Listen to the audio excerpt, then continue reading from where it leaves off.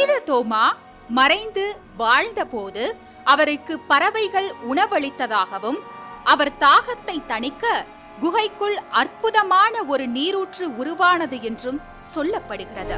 இந்த நீரூற்றை தோமா ஒரு பாறையை குச்சியால் அடித்து உண்டாக்கினார் என்றும் அதன் மூலம் வறட்சியான சைதாப்பேட்டையின் தாகம் தணிந்தது என்றும் கூறப்படுகிறது. அது காற்று மழையாக இருந்தாலும் சரி, வெயில் புயலாக இருந்தாலும் சரி, வெப்பமாக இருந்தாலும் அங்கே கொஞ்சம் நீர் வந்து கொண்டே இருக்கணும், சுரந்து கொண்டே இருக்கணும். ஆனால் அது எப்படி சுரக்குது என்பது நமக்கு தெரிவதில்லை.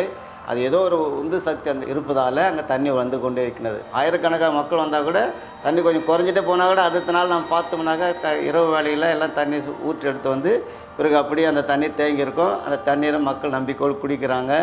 அதன் வழியாக வந்துட்டு எல்லா நோய்கள் விடுதலை பெற்றதாக சொல்லப்படுது. 2012ஆம் ஆண்டு ஒரு அம்மா வந்து சாட்சி சொன்னாங்க. ஆகஸ்ட் மாதம் 1912ஆம் ஆண்டு. அதான் அந்த போட்டோ அங்கே வைத்திருக்கின்றோம். அந்த அம்மா அந்த தண்ணீர் குடித்து எப்படி குழந்தை பாக்கியம் கிடைத்து அது சுகமாக அந்த குழந்தை பிறந்தது என்பதற்கு வரலாற்று நிகழ்ச்சிக்காக அந்த ஒரு ஃபோட்டோ எடுத்து வச்சுக்கிறோம். இப்படி பல மக்கள் சாதி மத வேறுபாடுன்னு வந்து இந்த இடத்துல ஜெபம் செய்து தண்ணீர் குடிச்சிட்டு போகிறாங்க. அதனால் பலனை அடைகின்றார்கள். அதனால தான் நம்பிக்கையோடு மக்கள் வந்து தண்ணீர் எடுத்துகிட்டு போகிறாங்க, வீட்டுக்கு எடுத்துகிட்டு போகிறாங்க, குடிக்கிறாங்க, சுகம் அடைகிறாங்க, மகிழ்ச்சி அடைகிறாங்க. மீண்டும் திரும்பி வந்து கடவுளுக்கு நன்றி சொல்கிறாங்க தோமையார் வழியாக. இப்படி பல நிகழ்ச்சிகள் இந்த இடத்தில் நடைபெறுகின்றன. இது வந்து ஒரு விசித்திரமான ஒரு நீரூற்று.